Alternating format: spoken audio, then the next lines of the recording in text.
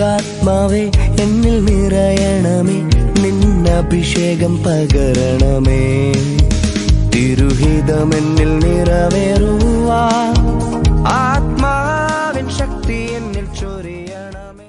പ്രിയമുള്ളവരെ, നമ്മുടെ കുഞ്ഞുങ്ങൾ ഐഡൻറ്റിറ്റി സൂക്ഷിക്കുന്നവരായിരിക്കണം.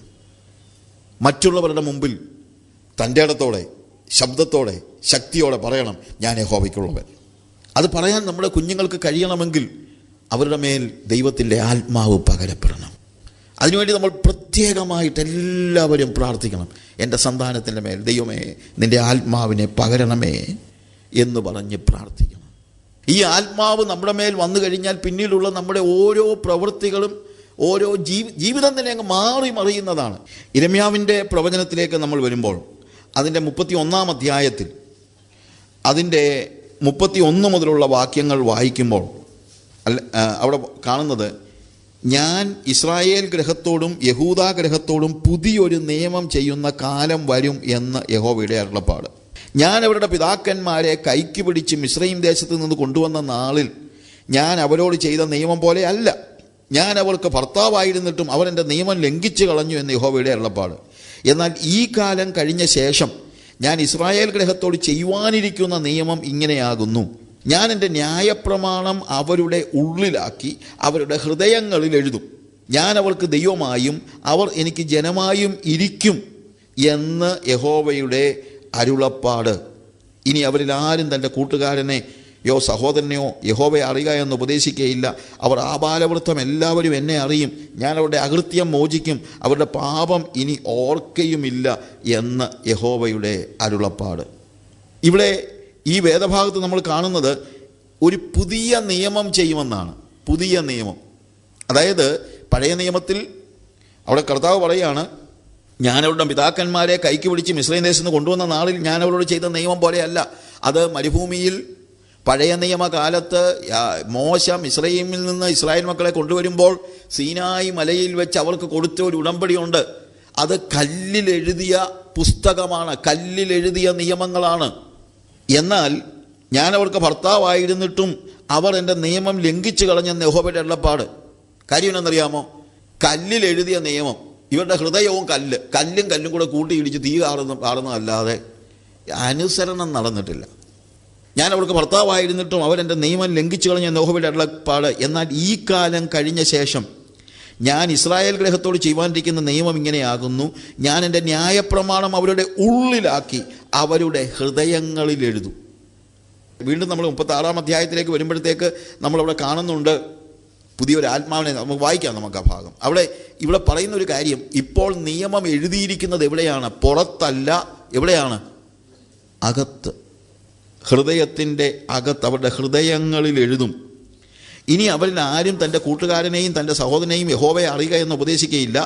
അവർ ആബാലവൃത്തം എല്ലാവരും എന്നെ അറിയും. ഞാൻ അവരുടെ അകൃത്യം മോചിക്കും, അവരുടെ പാപം ഇനി ഓർക്കയുമില്ല എന്ന് യഹോവയുടെ അരുളപ്പാട്.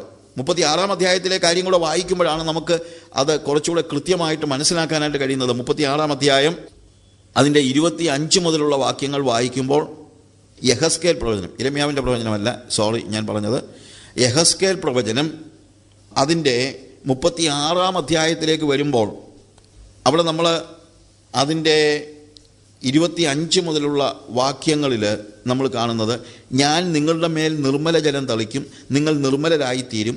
ഞാൻ നിങ്ങളുടെ സകല മലിനതയെയും സകല വിഗ്രഹങ്ങളെയും നീക്കി നിങ്ങളെ നിർമ്മലീകരിക്കും. ഞാൻ നിങ്ങൾക്ക് പുതിയൊരു ഹൃദയം തരും, പുതിയൊരു ആത്മാവിനെ ഞാൻ നിങ്ങളുടെ ഉള്ളിലാക്കും. കല്ലായുള്ള ഹൃദയം ഞാൻ നിങ്ങളുടെ ജഡത്തിൽ നിന്ന് നീക്കി മാംസമായുള്ള ഹൃദയം നിങ്ങൾക്ക് തരും.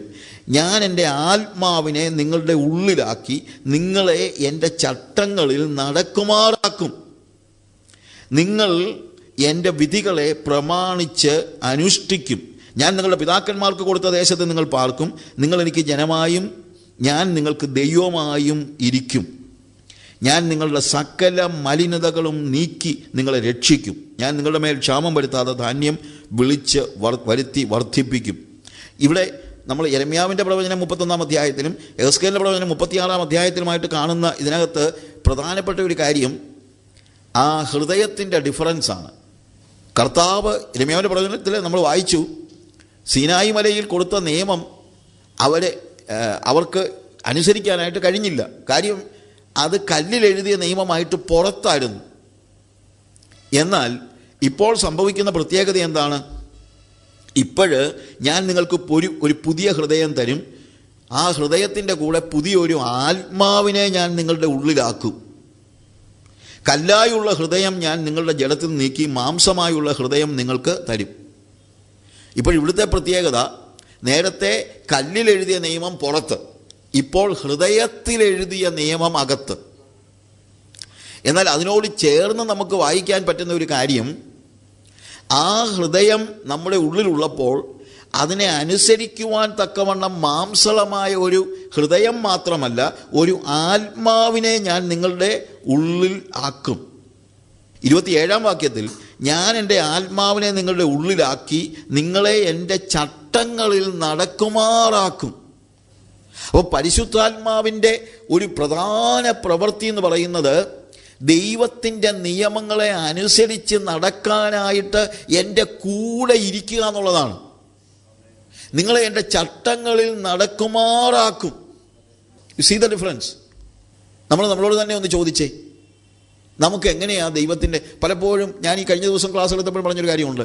കർത്താവ് പറഞ്ഞ നിയമങ്ങളെല്ലാം കൂടെ അനുസരിക്കാൻ നമ്മൾ സ്വാഭാവികമായി നോക്കിക്കഴിഞ്ഞാൽ നമ്മളെ കൊണ്ട് പറ്റത്തൊന്നുമില്ല. മത്തായിയുടെ സുവിശേഷം 5, 6, 7 അധ്യായമൊക്കെ ഒരു മനുഷ്യന് സ്വാഭാവികമായിട്ട്, മാനുഷികമായി ഞാൻ പറയുന്നത്, ഒരു വീണ്ടും ജനനം പ്രാപിച്ചവൻ്റെ കാര്യമൊന്നും അല്ല ഞാൻ പറയുന്നത്, ഒരു സ്വാഭാവിക മനുഷ്യന് അങ്ങനെയൊന്നും അനുസരിക്കാനൊന്നും പറ്റത്തില്ല. പക്ഷേ കർത്താവ് പറയുകയാണ്, നിങ്ങൾക്കനുസരിക്കാൻ കഴിയത്തില്ല. കാര്യം നിങ്ങളുടെ ഹൃദയവും കല്ല, നിയമവും കല്ല. പക്ഷേ ഇപ്പോൾ നിങ്ങൾ വീണ്ടും ജനിച്ചവൻ്റെ ഉള്ളിലേക്ക് ദൈവം എന്ത് ചെയ്യുകയാണ്? ആത്മാവിനെ കയറ്റിയിരുത്തുകയാണ്. എന്നിട്ട് നിയമം ഇപ്പോൾ പുറത്തല്ല, ഈ ആത്മാവ് എന്തോ ചെയ്യുക? നിയമം അകത്ത് തന്നെ വെച്ചിരിക്കുക. നമ്മൾ നടക്കുമ്പോഴും പോകുമ്പോഴും എല്ലാം ഈ നിയമം നമ്മളെ ഓർമ്മിപ്പിക്കുകയാണ്. ആത്മനിറവുള്ളവനും അല്ലെങ്കിൽ ആത്മനിയന്ത്രിതനായ ഒരു വ്യക്തിക്കറിയാം, നമുക്ക് എന്തെങ്കിലും ഒരു പ്രത്യേകമായ സാഹചര്യങ്ങളിൽ നമ്മൾ എത്ര വിദൂരത്തിലാണെങ്കിലും എന്ത് ചെയ്യണമെന്നുള്ളത് അറിയാൻ വയ്യാതെ ഉടനെ തന്നെ നമ്മളൊരു പക്ഷേ വീട്ടിൽ വെച്ചിരിക്കുന്ന വേദപുസ്തകം ഓടിപ്പോയി എടുത്ത് വായിച്ച് നോക്കിയാൽ നല്ലതാണ്. പക്ഷേ അത്രയും വായിച്ച് നോക്കാനും ഒന്നും ചിലപ്പം സമയം നമുക്ക് കിട്ടിയില്ലെന്നിരിക്കും. ഞാൻ ബസ്സിന് ക്യൂ നിൽക്കുന്ന കൂട്ടത്തിൽ ഞാൻ അങ്ങോട്ട് കയറാറായപ്പോഴത്തേക്ക് എൻ്റെ ഏറ്റവും പുറകിൽ നിന്നൊരുത്തിന് ഓടി വന്നിട്ട് സൂട്ട് കേസ് കൊണ്ട് എന്നെ ഇടിച്ച് മാറ്റി ഞാൻ താഴെ വീണു. അവൻ കയറി വണ്ടി ബെല്ലടിച്ച് പോവുകയും ചെയ്തു.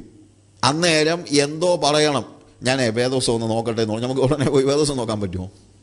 പക്ഷേ എൻ്റെ നാവിൽ നിന്ന് പ്രൈസ് ദ ലോർഡ്, സ്തോത്രം, കർത്താവേ നന്ദി എന്ന് പറയാൻ കഴിയണമെങ്കിൽ ആ ദൈവവചനം തന്നെ എൻ്റെ ഉള്ളിലിരിക്കണം, ഇല്ലേ?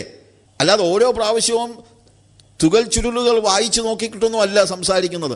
യേശു കർത്താവ് പിശാചിനോട് എതിർത്ത് നിൽക്കുന്ന, അല്ലെങ്കിൽ പരിശോധനകളുടെ സമയത്ത്, പ്രലോഭനങ്ങളുടെ സമയത്ത് യേശു സകലതും റിസൈറ്റ് ചെയ്തത് എവിടുന്നാ? വചനത്തിൽ നിന്നാ. അന്നേരം യേശുവിൻ്റെ കയ്യിലൊരു തുകൽ ചുരുൾ ഉണ്ടായിരുന്നു എന്നൊന്നും ഞാൻ ചിന്തിക്കുന്നില്ല. പക്ഷേ അവൻ പഠിച്ചു വെച്ച് മെമ്മറൈസ് ചെയ്ത് ആ വചനങ്ങളെല്ലാം അവനെ ഓർമ്മിപ്പിക്കുകയാണ്. അതുപോലെ നമ്മുടെ ജീവിതത്തിൽ പ്രതിസന്ധികളിൽ, പ്രയാസങ്ങളിൽ ദൈവത്തിൻ്റെ വചനത്തെ നമ്മളെ ഓർമ്മിപ്പിക്കും. അത് നമ്മളിപ്പോൾ നമ്മുടെ ഹൃദയത്തിൻ്റെ ഉള്ളിൽ, നമ്മുടെ കയ്യിൽ പുസ്തകമായിട്ട് കിട്ടിയിട്ടുണ്ട്. പുസ്തകമായിട്ടിരുന്നാൽ പറ്റത്തില്ല, അത് വായിക്കണം. ഞാൻ സാധാരണ ആഫ്രിക്കയിൽ പറയുമ്പോൾ പറയാനുള്ള കാര്യമുണ്ട്, സോമ ബിബ്ലിയ, ബൈബിൾ വായിക്കണം. ബൈബിൾ വായിച്ചാൽ മാത്രം പോരാ, ബൈബിൾ ധ്യാനിക്കണം. ധ്യാനിക്കുക എന്ന് പറഞ്ഞു കഴിഞ്ഞാൽ പ്രാർത്ഥിച്ചുകൊണ്ട് വായിക്കണം. പിന്നെ മെമ്മറൈസ് ദ സ്ക്രിപ്ചർ എന്ന് വെച്ച് കഴിഞ്ഞാൽ പിള്ളേർ കാണാപ്പാടം പഠിക്കുന്ന കാര്യം നല്ലതാണ്. അത് തന്നെയല്ല, ഈ വായിക്കുന്ന ഭാഗങ്ങളൊക്കെ എൻ്റെ ഹൃദയത്തിലേക്ക് നമ്മൾ കടക്കണം. ഉപ്പേൻ്റെ ബിബ്ലിയ, വചനത്തെ നമ്മൾ സ്നേഹിക്കണം. അങ്ങനെ വരുമ്പോൾ എന്താണ്? പ്രതിസന്ധിയുടെ സമയത്ത് നമ്മുടെ ഉള്ളിൽ കയറിയിരിക്കുന്ന ഈ വചനമൊക്കെ നമ്മളെ ഓർമ്മിക്കും, നമ്മുടെ ഹൃദയത്തിൽ കയറിയിരിക്കുകയാണ്. അപ്പോൾ അവിടെ പറയുന്നത്, ഞാൻ നിങ്ങൾക്ക് പുതിയൊരു ഹൃദയം തരും, പുതിയൊരു ആത്മാവിനെ ഞാൻ നിങ്ങളുടെ ഉള്ളിലാക്കും, കല്ലായുള്ള ഹൃദയം നിങ്ങളുടെ ജഡത്തിൽ നിന്ന് നീക്കി മാംസമായുള്ള ഹൃദയം തരും, ഞാൻ എൻ്റെ ആത്മാവിനെ നിങ്ങളുടെ ഉള്ളിലാക്കി നിങ്ങളെ എൻ്റെ ചട്ടങ്ങളിൽ നടക്കുമാറാക്കും. പരിശുദ്ധാത്മ നിറവുള്ള ഒരു വ്യക്തിയെ അവൻ്റെ സ്വാഭാവിക ശക്തിയിലല്ല, പ്രത്യുത ആത്മാവിൻ്റെ ശക്തിയിൽ ആത്മാവ് അവനെ എപ്പോഴും ഓർമ്മിപ്പിക്കും ഞാൻ എങ്ങനെയാണ് ജീവിക്കേണ്ടതെന്നുള്ളത്. ജീവിതത്തിൻ്റെ പ്രതിസന്ധിയുടെ സമയത്തൊക്കെ ആത്മാവ് എന്നോട് വചനം ഇങ്ങനെ ഓർമ്മിപ്പിച്ചുകൊണ്ടിരിക്കും. യേശു തന്നെ പറഞ്ഞൊരു കാര്യമുണ്ട്, അവൻ വരുമ്പോൾ അവൻ എൻ്റെ വചനങ്ങളെ നിങ്ങളെ ഓർമ്മിപ്പിക്കുമെന്ന്. യേശു പറഞ്ഞത് ഓർമ്മിപ്പിക്കുമെന്ന്. ദൈവത്തിൻ്റെ വചനം നമ്മളെ ഓർമ്മിപ്പിക്കുന്നതാണ് ദൈവത്തിൻ്റെ പരിശുദ്ധാത്മാവ്. അവിടെ 27-ാമത്തെ വാക്യത്തിൽ, ഞാൻ എൻ്റെ ആത്മാവിനെ നിങ്ങളുടെ ഉള്ളിലാക്കി നിങ്ങളെ എൻ്റെ ചട്ടങ്ങളിൽ നടക്കുമാറാക്കും. നമുക്ക് നടക്കാൻ ശക്തിയില്ല, പക്ഷേ പരിശുദ്ധാത്മാവ് എന്നെ അവൻ്റെ ചട്ടങ്ങളിൽ നടത്തും. ഇതൊക്കെ ഞാനീ പറയുന്നത് നമ്മളിത് അനുഭവിക്കണം, നമ്മൾ അറിയണം, അനുഭവിക്കണം. നമ്മുടെ കുഞ്ഞുങ്ങൾ ഇത് അനുഭവിക്കണം.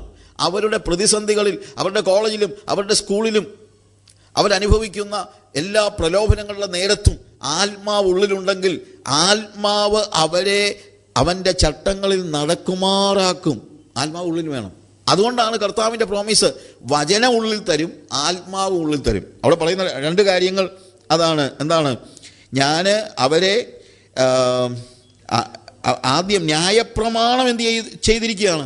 ഉള്ളിൽ ആക്കിയിരിക്കുകയാണ്. ന്യായപ്രമാണം ഉള്ളിലാക്കി. ഇവിടെ 27-ാമത്തെ വാക്യത്തിൽ വരുമ്പോൾ, ഞാൻ എൻ്റെ ആത്മാവിനെ നിങ്ങളുടെ ഉള്ളിലാക്കി. അപ്പം ഉള്ളിൽ ഇപ്പോൾ ആരൊക്കെ ഉണ്ട്? ന്യായപ്രമാണവും ഉണ്ട്, ആത്മാവും ഉണ്ട്, പരിശുദ്ധാത്മാവുണ്ട്. വചനവും ആത്മാവും ഉള്ളിൽ കയറണം. ഇന്ന് പ്രിയമുള്ളവരെ, നമ്മുടെ ജീവിതം എന്തൊരു വ്യത്യാസമായിരിക്കും. 2 കാര്യങ്ങൾ നമ്മുടെ ഹൃദയത്തിൽ ഉണ്ടോ എന്നൊന്ന് ചെക്ക് ചെയ്യണം കേട്ടോ. എപ്പോഴും നമ്മളോട് തന്നെ ചോദിക്കണം, do I have the scripture inside me? വചനം എൻ്റെ ഉള്ളിലുണ്ടോ? വചനം കയ്യിലുള്ളവരുണ്ട്, പക്ഷേ ഉള്ളിൽ. വചനം മാത്രം പോരാ, എൻ്റെ ആത്മാവിനെ നിങ്ങളുടെ ഉള്ളിലാക്കി. ഇത് 2ഉം കൂടെ വരുമ്പോഴാണ് എൻ്റെ ആത്മാവിനെ നിങ്ങളുടെ ഉള്ളിലാക്കി എന്തു വേണം? നിങ്ങളെ എൻ്റെ ചട്ടങ്ങളിൽ നടക്കുമാറാക്കും എന്ന് പറയുന്നതായ ഒരു സ്റ്റേജ്. വചനത്തെ ഉള്ളിലാക്കിയിട്ട് നിങ്ങളെ എൻ്റെ ചട്ടങ്ങളിൽ നടക്കുമാറാക്കും എന്ന് പറയുന്നത്. താഴോട്ട് വരുമ്പോഴത്തേക്ക്, നിങ്ങൾ എൻ്റെ വിധികളെ പ്രമാണിച്ച് അനുഷ്ഠിക്കും. ഞാൻ നിങ്ങളുടെ പിതാക്കന്മാർ കൊടുത്ത ദേശത്ത് നിങ്ങൾ പാർക്കും. നിങ്ങൾ എനിക്ക് ജനമായും ഞാൻ നിങ്ങൾക്ക് ദൈവമായും ഇരിക്കും. റിലേഷൻ അങ്ങ് വർദ്ധിക്കുകയാണ്. റിലേഷൻ അങ്ങ് എന്താ? എപ്പോഴും എനിക്കറിയാവുന്നൊരു കാര്യമുണ്ട്, ഐ ബിലോങ് ടു ഹിം. നമ്മൾ നേരത്തെ പറഞ്ഞല്ലോ, ഞാൻ യഹോവയ്ക്കുള്ളവൻ. ഇവിടെ ഒരു വ്യക്തി എന്ന നിലയിൽ യഹോവയ്ക്കുള്ളവൻ എന്ന് പറയുന്നത് മാത്രമല്ല, നിങ്ങൾ എനിക്ക് ജനമായും ഞാൻ നിങ്ങൾക്ക് ദൈവമായും ഇരിക്കും. കുടുംബമായി, വ്യക്തിയായി മാത്രമല്ല, കുടുംബമായി, സഭയായി, ദൈവത്തിൻ്റെ ജനമായിരിക്കുന്നൊരവസ്ഥ. ഇതാണ് വാസ്തവത്തിൽ ഇന്ന് ആവശ്യമായിരിക്കുന്നത്. We need godly people, we need godly family, we need godly church. നമ്മൾ എപ്പോഴും ഏറ്റുപറയണം, I belong to God and God belongs to me. നിങ്ങൾ എനിക്ക് ജനമായും ഞാൻ നിങ്ങൾക്ക് ദൈവമായും ഇരിക്കും. ഞാൻ നിങ്ങളുടെ സകല മലിനതകളും നീക്കി നിങ്ങളെ രക്ഷിക്കും. മലിനതകൾ നീക്കും. ക്ഷാമം വരുത്താതെ ധാന്യവും തരും. അത്യാവശ്യമുള്ള കാര്യങ്ങളൊക്കെ നമുക്ക് കിട്ടും. പക്ഷേ ധാന്യത്തിന് മുമ്പേ പറഞ്ഞിരിക്കുന്നത് സകല മലിനതകളും നീക്കി. പ്രിയമുള്ളവരെ, ഒരു വിശുദ്ധ ജീവിതത്തിന് വേണ്ടി നമ്മളെ സമർപ്പിക്കുവാൻ ദൈവത്തിൻ്റെ പരിശുദ്ധാത്മാവ് നമ്മുടെ ഉള്ളിലുണ്ടെങ്കിൽ അവൻ നമ്മളെ ശുദ്ധീകരിച്ചുകൊണ്ടിരിക്കും. ഹോളി സ്പിരിറ്റിൻ്റെ ഏറ്റവും പ്രധാനപ്പെട്ട പ്രവൃത്തിയാണ് നമ്മളെ സാങ്ക്ടിഫൈ ചെയ്യുക എന്ന് പറയുന്നത്. ദ സാങ്ക്ടിഫൈയിങ് സ്പിരിറ്റ്, നമ്മളെ വിശുദ്ധീകരിക്കുന്ന ദൈവത്തിൻ്റെ പരിശുദ്ധാത്മാവ് അതിപ്പോഴെവിടെയാ? ഉള്ളിൽ, ഹൃദയത്തിൽ, ഏറ്റവും ഉള്ളിൽ. ഹല്ലേലൂയ.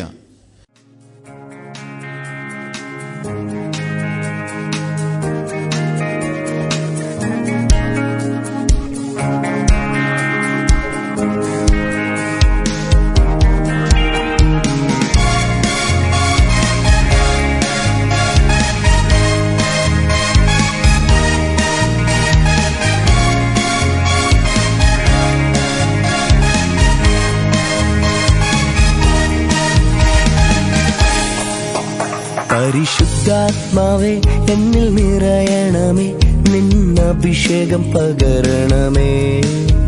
പരിശുദ്ധാത്മാവേ എന്നിൽ നിറയണമേ, നിന്നഭിഷേകം പകരണമേ.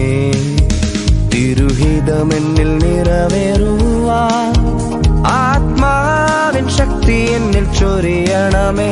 തിരുഹിതമെന്നിൽ നിറവേറുവാൻ ആത്മാവിൻ ശക്തി എന്നിൽ ചൊരിയണമേ. മുട്ടോളം പോരാ ശക്തി, അരയോളം പോരാ ശക്തി.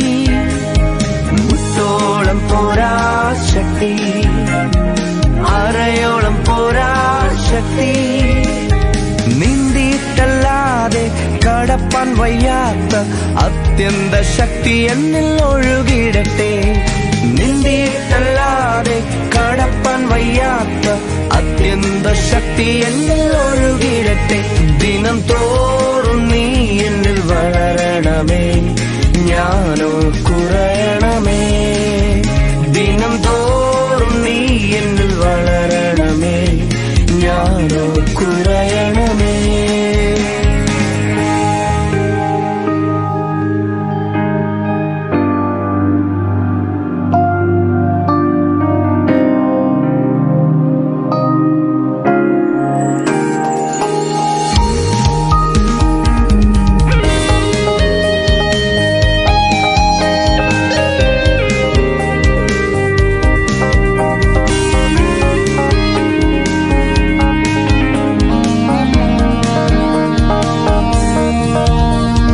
കയ്പും മുറിവും മാറിടുവാൻ നിൻ മഹത്വത്തിൻ തീ എന്നിൽ കത്തിടട്ടെ. എല്ലാ കയ്പും മുറിവും മാറിടുവാൻ നിൻ മഹത്വത്തിൻ തീ എന്നിൽ കത്തിടട്ടെ. മായലോക ഇമ്പങ്ങൾ ത്യജിച്ചിടുവാൻ എന്നെ അഭിഷേകം ചെയ്തിടണേ. മായലോക ഇമ്പങ്ങൾ ത്യജിച്ചിടുവാൻ എന്നെ അഭിഷേകം ചെയ്തിടണേ. മുട്ടോളം പോരാ ശക്തി, അരയോളം പോരാ ശക്തി. മുട്ടോളം പോരാ ശക്തി, അരയോളം പോരാ ശക്തി. നീന്തിയിട്ടല്ലാതെ കടപ്പാൻ വയ്യാത്ത അത്യന്ത ശക്തി എന്നിൽ ഒഴുകിടട്ടെ. നീന്തിയിട്ടല്ലാതെ കടപ്പാൻ വയ്യാത്ത അത്യന്ത ശക്തി എന്നിൽ ഒഴുകിടട്ടെ. ദിനം തോറും നീ എന്നിൽ വളരണമേ, ഞാനോ കുറയണമേ. ദിനം തോറും നീ എന്നിൽ വളരണമേ, ഞാനോ കുറയണമേ.